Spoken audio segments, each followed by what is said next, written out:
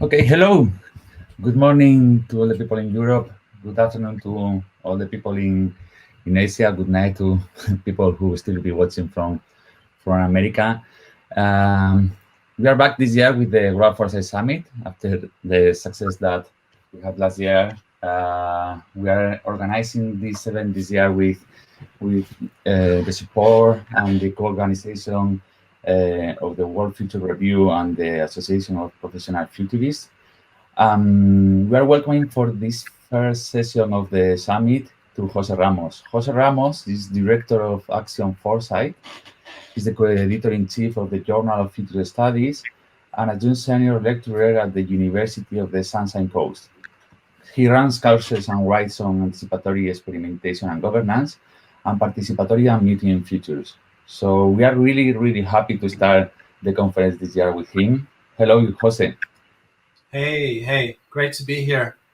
Gracias, Fran. And I want to just start by just saying how wonderful this event is, the way that you're engaging the world, the public, in thinking about the future, incredible examples of literacy. And also, I just want to say thank you to all the organizers for the Global Foresight Summit, you and others. So yeah, with that, I think I'll jump in. Yeah, ready to go? Yeah, you can start when you want. Okay, great. Okay, well, I'd like to introduce the idea of epic times and mutant futures, and I would like to share this presentation as well. So I'm hoping that we're able to see it. Fran, are we able to see that? Yeah, it's coming up. Okay. So what are epic times and what are mutant futures?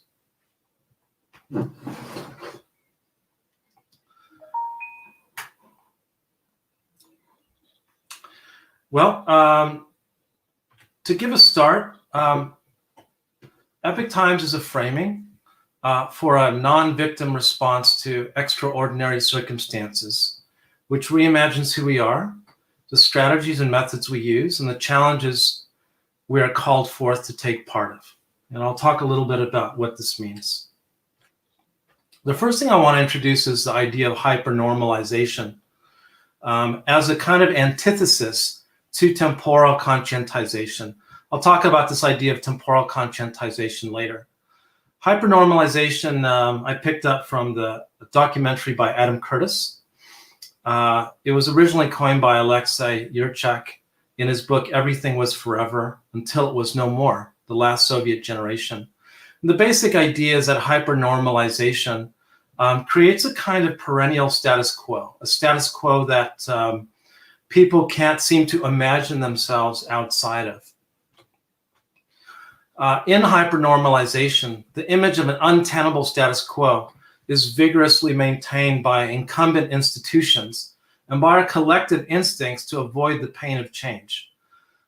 In essence, we're being told that things are normal and act normal, even though what we see around us is mounting evidence of failures.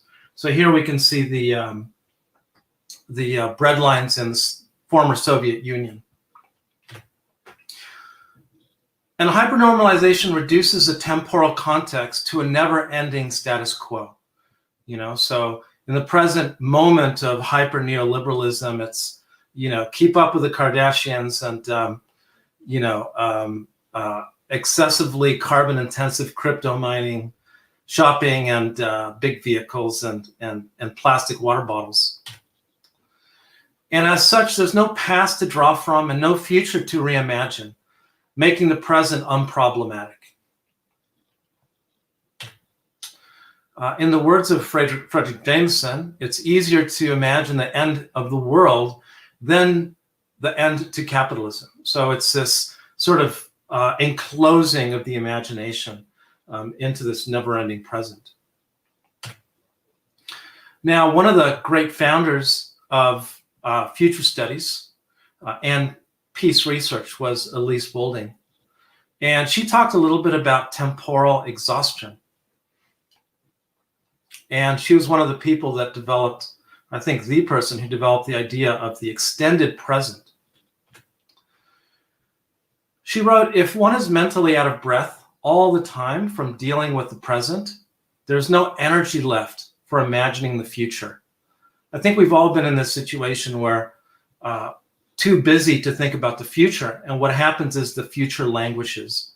The future, in a sense, cannot be realized.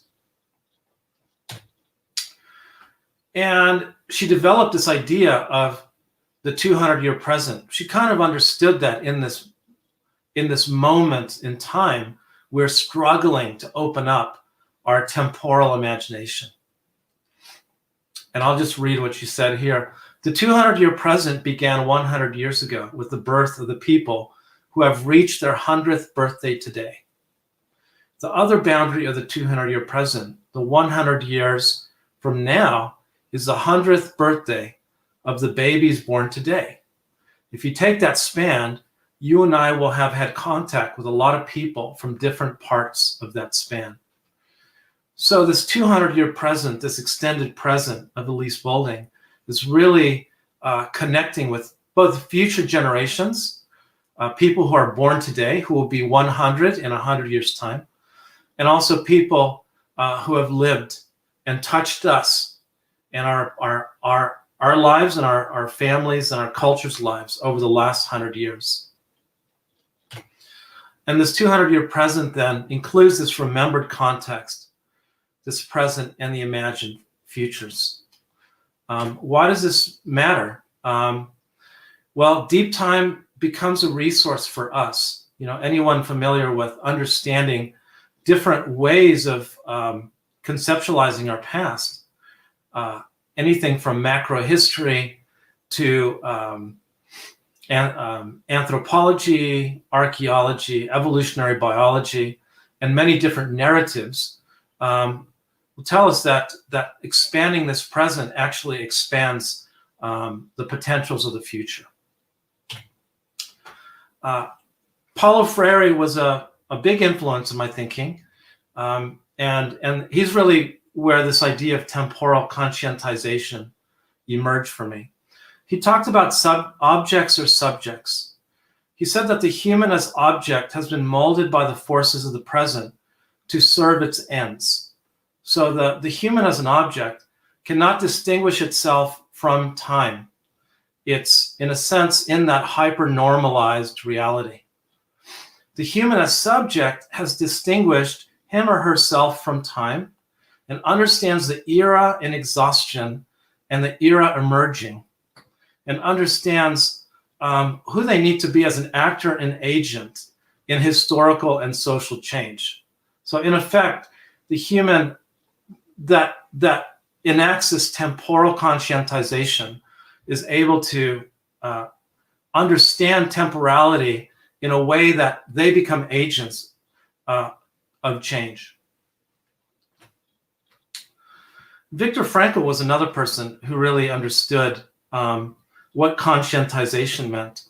For those not familiar with Viktor Frankl, he was a survivor of the Nazi Holocaust, and he made it his purpose within the concentration camps to really study the psychology of being a concentration camp prisoner.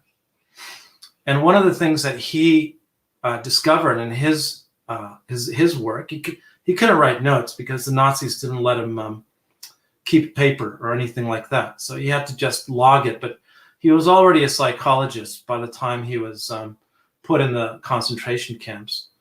What he discovered was that it was a sense of meaning and purpose that allowed people in these horrible situations to survive.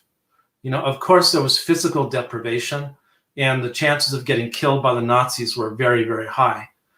But it was actually meaning, a sense of meaning and a sense of purpose that sustained people. And in fact, the prisoners used to support each other in that sense of meaning and purpose, oftentimes by doing Jewish rituals, which were prohibited by the Nazis. The Nazis would encourage prisoners to kill themselves in a nihilistic fashion. And Viktor Frankl and his comrades would encourage people to not do that, to find meaning and purpose through the suffering that they were going through. So the thing that allowed people to survive in such horrible circumstances was a sense of personal meaning. And this insight tells us that we need to unpack the meaning of our era for ourselves, personally and collectively. And that means the era that we're living through today.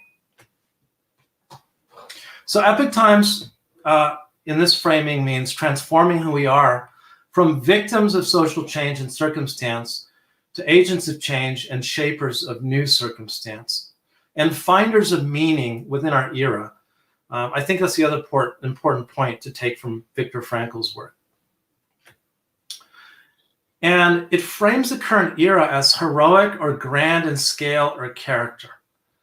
It doesn't mean that things are easy or good, but that each of us has a role to play, individually and collectively, as real agents of change in the great transformations which are unfolding. And I think we can agree that we are living in an era that is unprecedented in so many ways. It doesn't mean that this is the only era which has been as such. I think, people who survived the Holocaust, who went through some of these other events in history, did also live through epic times. But it's an invitation to see ourselves as part of an era which is extraordinary, and also heroic or grand in scale or character. We can look at historical figures like Rosa Parks, who refused to sit at the back of the bus in the South of the United States, and she was put in jail for doing that. She understood the era in exhaustion and the era emerging, and she was able to make that choice to play that role at that time, to be that type of agent of change. And people collectively in different movements, for example, women's suffrage, at certain points in time, have been able to make choices and put their bodies in places where they can create change.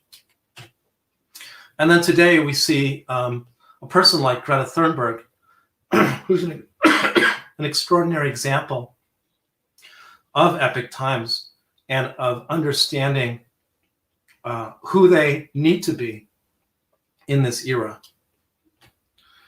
And here's a picture of a group in Brazil from the Movimento Sem Terra, the landless peasants movement. So each in his own locale, each in his own place, his own context, understands what they can do and must do in their own life worlds. This is not a one-size-fits-all concept, but that there are many changes happening in the world. There are many challenges, and what does this mean for each of us and for each of our communities? And what does it mean to live with meaning and with purpose in these extraordinary times, and in ways that we can surface and cultivate meaning and collective power and agency? So now I'm just going to talk a little bit about the Mutant Futures program that I've been running since about 2015. It's gone through about 5 iterations now, and I've run it about 6 times, now running it online. And it's essentially a methodological approach to epic times. So if epic times is the context within which we can think about ourselves as playing a role in the great changes that are happening in our world, Mutant Futures is like the operationalization of that. It's how we can play in this space. And I guess the other thing I want to add is that there are many approaches to Mutant Futures that don't call themselves Mutant Futures, and many precursors of examples that people have done very similar things that just didn't call it that. So this is related in many ways to the work that a lot of other people have done, and as they say in academia, we stand on the shoulders of giants. There have been giants that have come before us. Well, there's three main parts of the Mutant Futures concept. The first is self, the second is world, and the third is method. And the basic idea is that we're exploring emerging selves. We're exploring emerging social transitions and transformations, the ones that our hearts open up to. And we're exploring mutant methods. Mutant methods are new techniques and strategies that we can use to create change. And importantly, the idea of hybridity kind of comes in here. When thinking about mutant selves, the selves in operation now, this is a proposition within this idea of mutant futures. The selves in operation now are not sufficient to address our emerging future challenges. We need to bring forth new, or even as Dr. Sohail Inayatullah would say, disowned selves. So what are the disowned selves that we need to bring forth as a resource for the future? And here we have a picture of Frida Kahlo, in a sense, two aspects of her, connected at the heart in quite a visceral way. We can also think of Donna Haraway's work on the feminist cyborg and how she really was trying to mix and transform that archetypical vision of what a woman is, to really sort of open up spaces for transformation. And here's an image of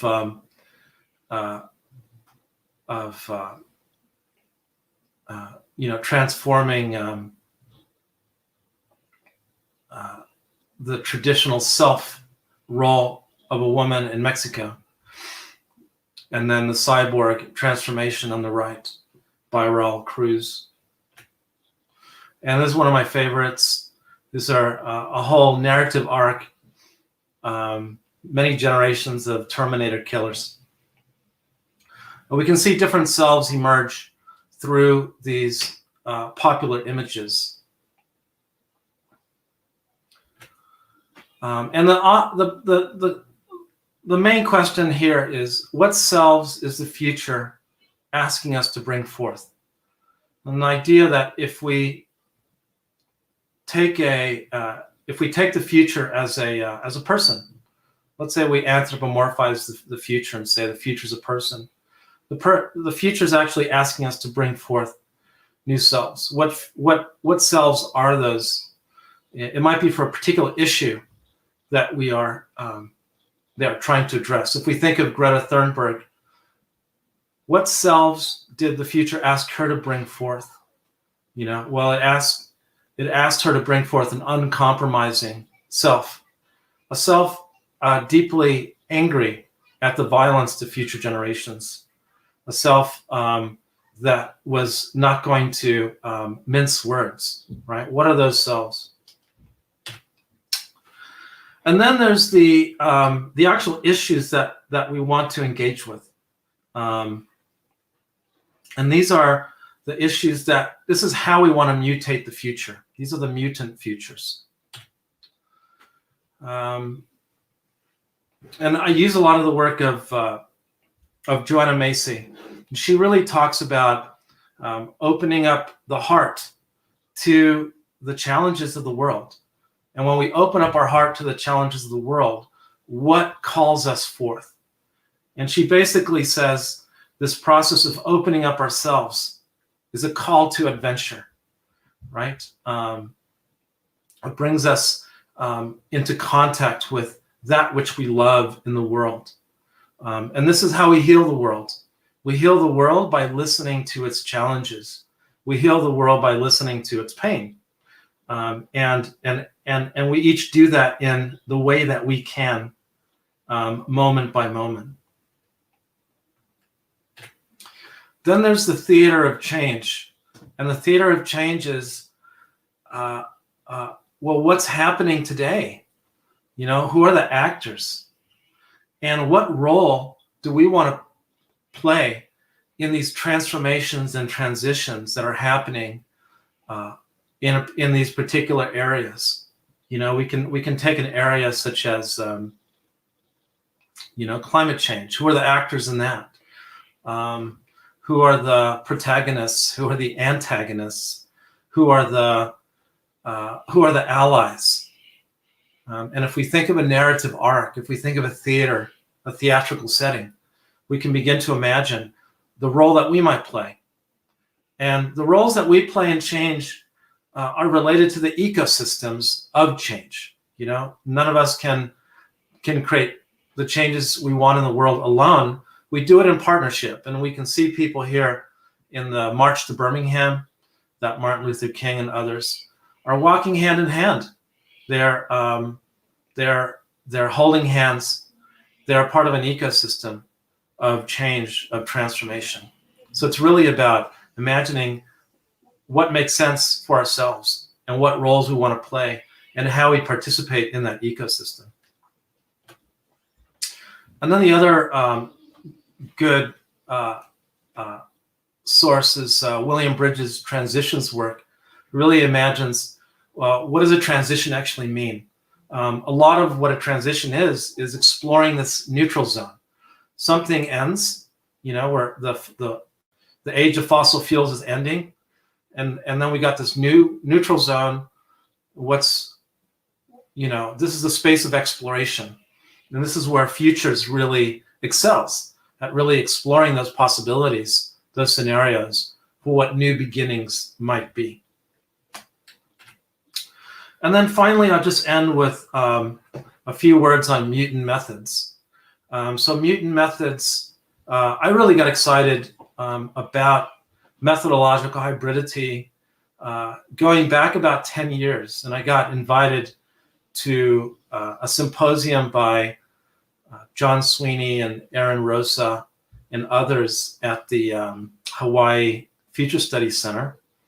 And I got to experience all kinds of people doing phenomenally creative work, mixing and matching experiential futures and gaming, using digital means, you know, elements of design, elements of role play, and it you know, the last decade has really exploded my ideas of what method means. So recently, as part of the Global Swarm, we've done work on conceptualizing participatory futures. And this is one of my favorite sort of mutant, you know, lines of inquiry, really driven by John Sweeney. He was really quite instrumental in coming up with this particular framework, along with Kathy Peach and Laurie Smith. So, you know, how do we mix play into the work that we do? How do we mix immersion into the work that we do? How do we mix sensing? How do we mix creating? How do we mix deliberation? So lots of examples. You know, example of play, you know, the scenario exploration system, policymakers having fun playing a game about policy, right? A really good, simple, maybe not so simple, but, you know, to the point kind of mutant approach to transforming policy thinking. Immersion, you know, the work of Trevor Haldenby right here, putting people in an experientially rich place, and also the work of Jake Dunnigan and Stuart Candy and all my other friends. And then here's a beautiful tile work that's in the center of Melbourne, where they worked with 80 or so children to imagine the city that they want to live in.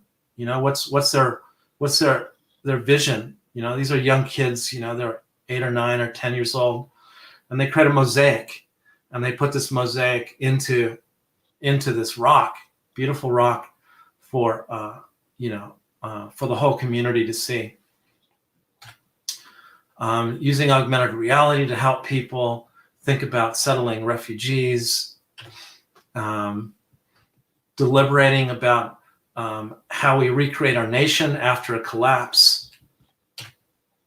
And this is one of my favorite ideas that came out of the work in.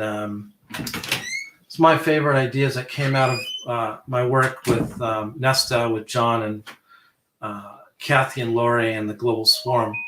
And this is really imagining how we combine technologies with participatory futures. So the idea of an interspecies council of the future is that each species is represented by an AI with kind of a computational narration. It allows the AI to speak for the species. It allows the AI to argue on behalf of the species.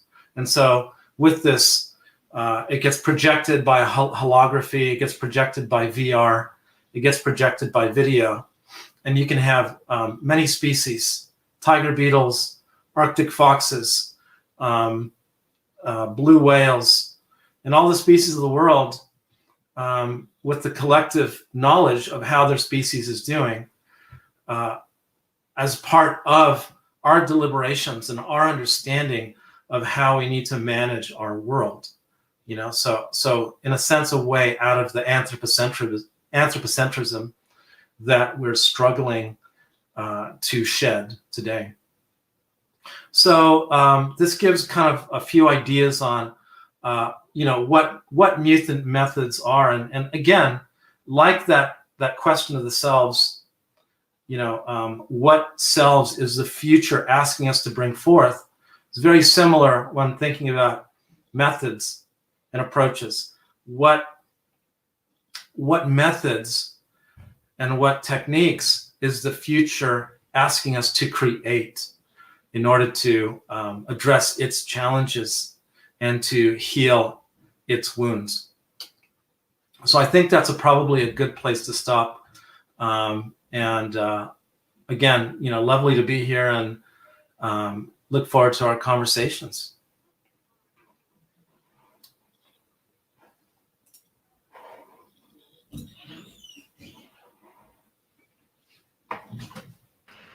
Thank you so much, Jose. It was an amazing presentation. Now we have some time for a Q&A with the audience. So feel free, everyone, to send your questions through the chat. Jose will be watching your questions and will be replying.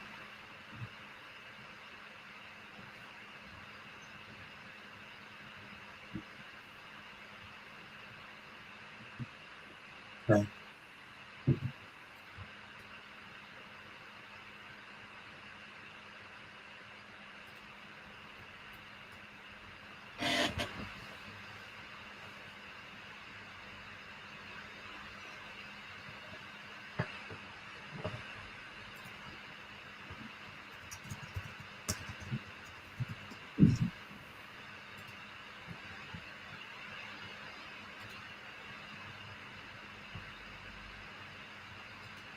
It's good to see you all on the chat.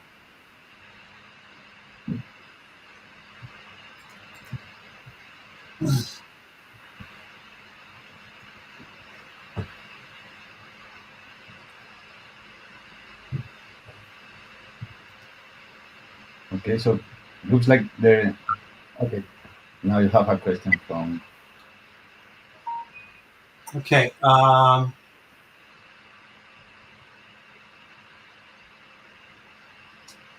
So let's see. Let's take the difficult one first. Don't you think so? Tico Fuentes, hello? Don't you think that the idea of Epic Times puts all the responsibility of developing a better future in the people suffering the most today? That's not the intention. I don't think so. I think that the people suffering most today need to be supported by the people that have the capacity to respond to their needs. So I'm hoping that Epic Times is a framing that helps people who are able to help those in need. But I'm happy to hear your response, Tico. And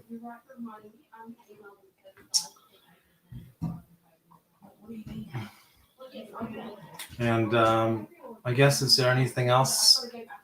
Thank you, Yannick. You can hear my family in the background. We're locked down here in Melbourne, near Melbourne.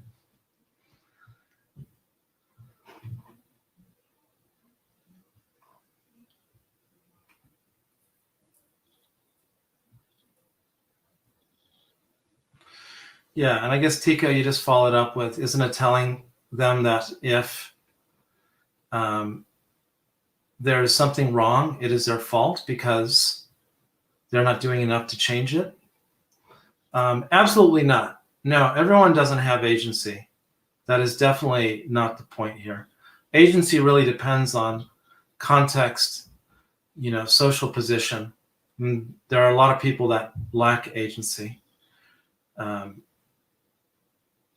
So yes, I think we have to have nuance in that whole question of agency.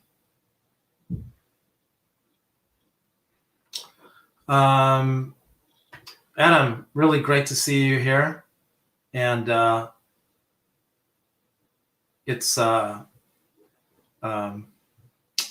you ask, you mentioned scenario exploration system. Your experience, which systems are most effective? Really, it's all about context, and it's all about finding particular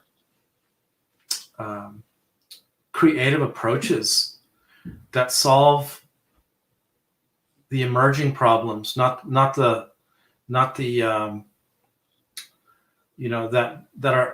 are methods suitable for the times. I think in government speak, they say fit for purpose.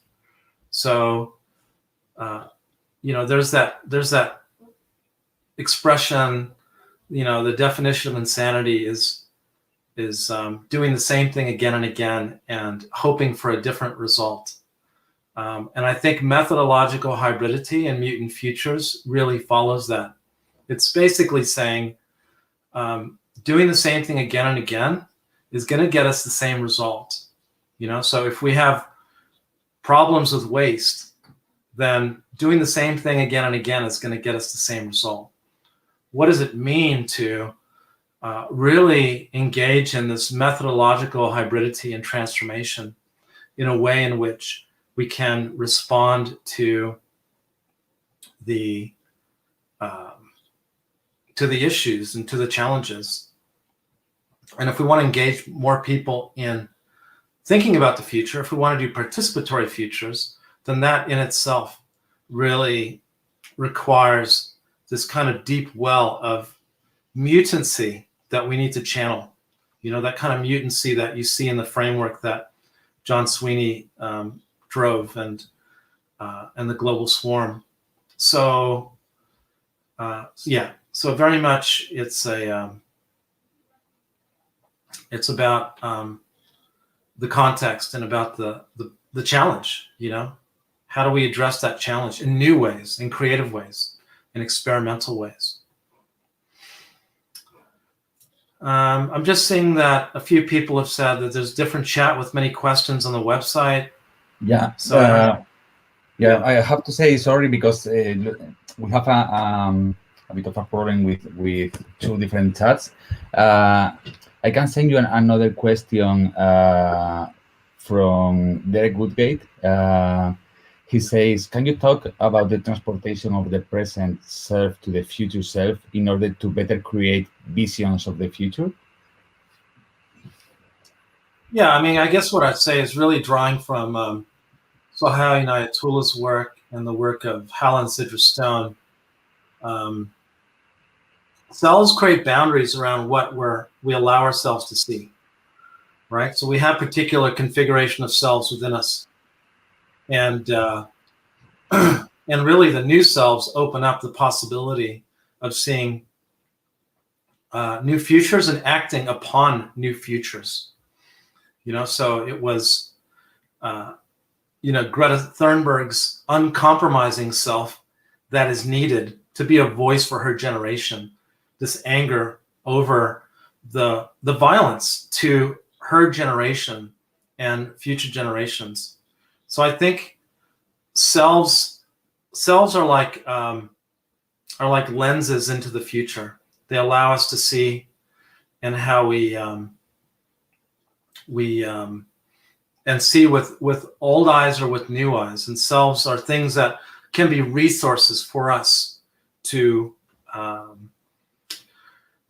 open up the future and create alternative futures. And in fact, one of the best scenario methods that I learned it from Sohail Inayatullah, and I used it in my PhD, the integrated visioning, is you start with the official future, then you look at the disowned future, and you look at the disowned selves in that future, and then you generate an integrated future.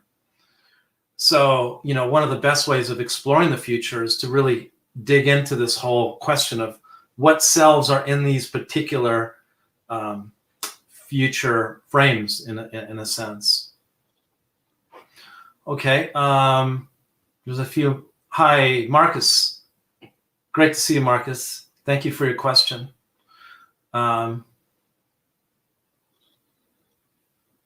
You're on mute, I think, Fran. Okay, sorry. We only have time for one more question, so sure. Okay.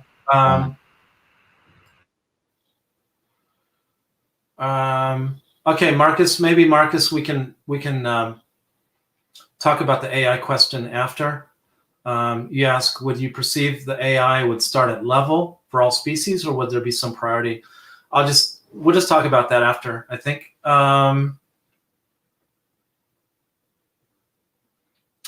Okay, Camila, nice to see you. How do you see the importance of ancestral knowledge in the selves that need to come forth in the future? I think really super important. I think it's a great question. And I think that we know that genealogically, there are really fundamental ancestral selves that we need to recover in order to heal the ecological and social crises that we're experiencing. One of the really inspiring things that I watched was Aluna about the Kogi of northern Colombia, and they talk about the older brother and older sister, and the younger brother and younger sister. And the moderns are the younger brother and younger sister, and the older brother and the older sister are those ancient peoples with that ancient knowledge. And they had a very important, deep understanding of our interconnectedness, this deep interconnectedness with the world, with each other. And and it's also echoed in the work of Joanna Macy and others. And this is what we are learning from these people. And we need to try to see through their eyes. I'm reading the book Sand Talk at the moment about looking at the modern world through the eyes of indigenous people. And I think it's a transformational process. And there are selves to recover from that. So I think it's a really important question that you asked, Camilla. So thank you for that. Okay, thanks. Okay. Thank you very much, Jose. It was a pleasure to have you opening the Global Foresight Summit with an amazing presentation. Placer. Yeah, gracias. Gracias a todos. Muchas gracias. Thank you, everyone. We are back very shortly with our next session with David Callis.